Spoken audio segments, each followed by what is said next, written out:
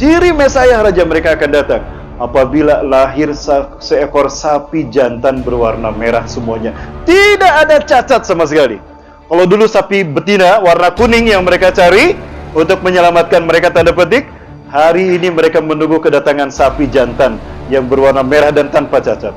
Qadarullah, sapi ini sekarang sudah ada. Mereka menyebutnya Red Heifer. Sukacita mereka merasakan bahwa raja mereka, Tuhan mereka akan segera datang. Ini keyakinan mereka, bukan keyakinan kita. Ini sapi yang mereka tunggu-tunggu sudah ada. Ini sapinya, Bapak Ibu.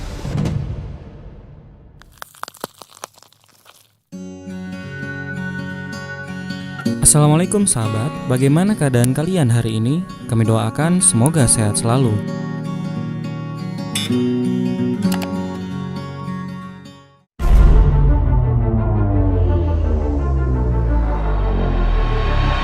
Bapak Ibu, kami menyaksikan sendiri bagaimana Yahudi mereka sedang bersiap-siap untuk menyambut menyambut kedatangan Tuhan mereka. Ini adalah pertemuan Benyamin Netanyahu ketika beliau menjadi Perdana Menteri, dia menjadi Perdana Menteri Israel di periode kedua. Sebelum periode ketiga yang sempat diselingi oleh Ehud Olmert dan Ariel Sharon, Bapak Ibu. Keyakinan mereka bukan keyakinan kita umat Islam, bahwa ciri Mesias Tuhan mereka akan datang di muka bumi, akan muncul. Mesias bagi mereka, bagi kita siapa? Dajjal. Bagi mereka Mesias, bagi kita Dajjal. Ciri Mesias raja mereka akan datang apabila lahir seekor sapi jantan berwarna merah semuanya. Tidak ada cacat sama sekali.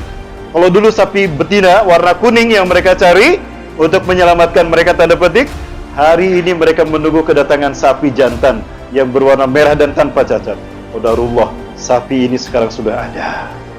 Mereka menyebutnya Red Heifer. Sukacita mereka merasakan bahwa raja mereka, Tuhan mereka akan segera datang. Ini keyakinan mereka, bukan keyakinan kita. Ini sapi yang mereka tunggu-tunggu sudah ada. Dan saya baca coba sejarahnya, ternyata akan ada upacara penyambutan Tuhan mereka, di mana Mesias lah yang akan menyembelih sapi ini. Darahnya akan mengalir ke beberapa altar, 33 altar yang mereka bangun di atas puing-puing kehancuran kiblat para nabi dan rasul. Kiblat kita yang pertama, Masjidil Aqsa. Maka demi Allah, satu-satunya masjid bersejarah di muka bumi yang DKM-nya orang Yahudi adalah Masjidil Aqsa. Padahal Bapak Ibu, masjid inilah yang akan menjadi titik tolak kebangkitan Islam. Mekah untuk Nabi Adam dan Nabi Ibrahim, Masjid Nabawi bagi Rasulullah Nabi yang terakhir, dan Masjidil Aqsa untuk Imam Mahdi yang tidak lama lagi akan datang. Maka Zionis Yahudi ingin mengambil masjid ini dari kita. Maka apa yang mereka lakukan, Bapak Ibu, demi Allah?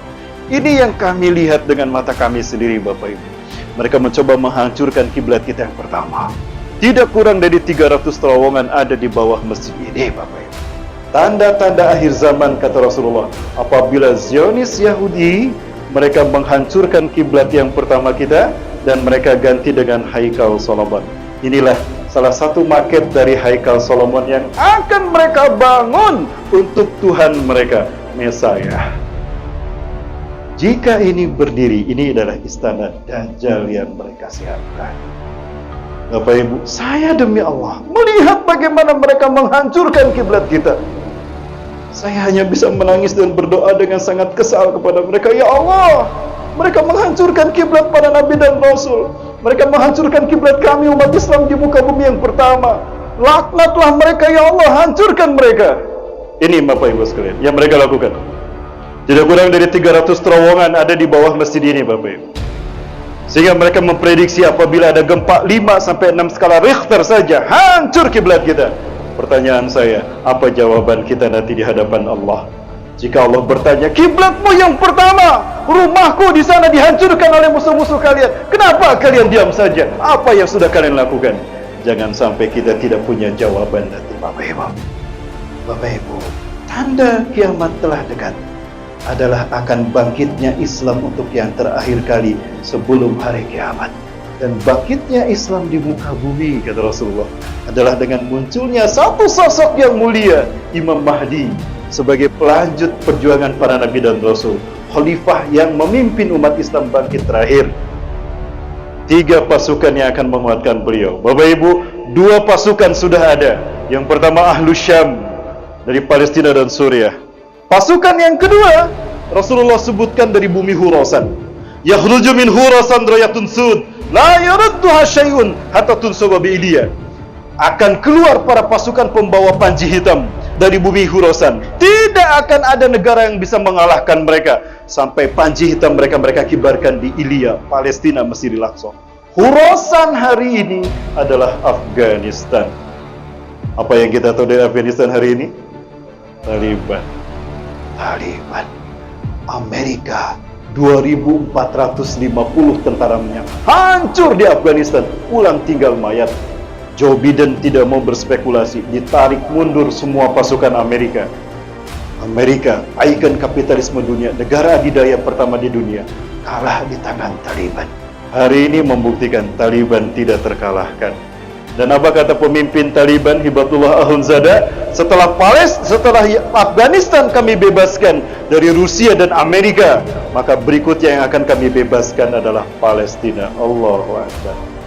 Apa kata Rasulullah? Apabila panji hitam berkibar di bumi Al-Quds, hai Ibnu Hawala. Apabila panji hitam berkibar di bumi Palestina, Al-Quds, Masjidil Aqsa, kiamat lebih dekat kepada kalian ketimbang pundak dengan kepala kalian. Allahu Akbar. Taliban akan membawa panji hitam itu ke Palestina. Dan Bapak Ibu yang rahmati Allah, lalu ada pasukan yang ketiga. Siapakah pasukan yang ketiga? Rasulullah bersabda dalam hadis ini dari Sauban.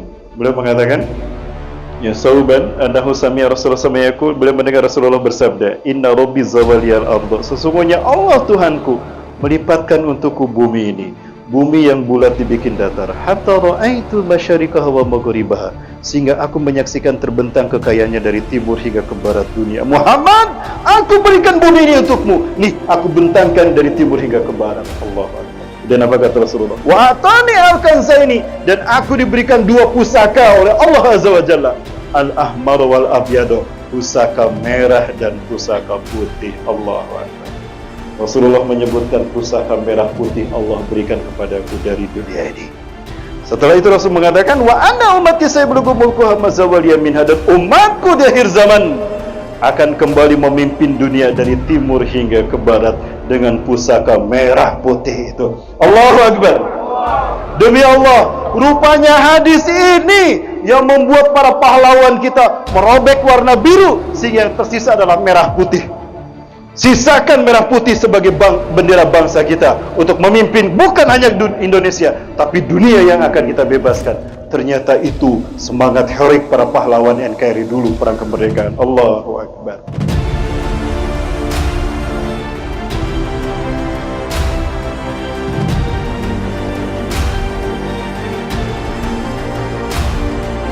Masih banyak topik yang akan kita bahas. Silakan subscribe channel kami agar kita bisa lebih dekat dan bersama membahas berbagai topik menarik lainnya.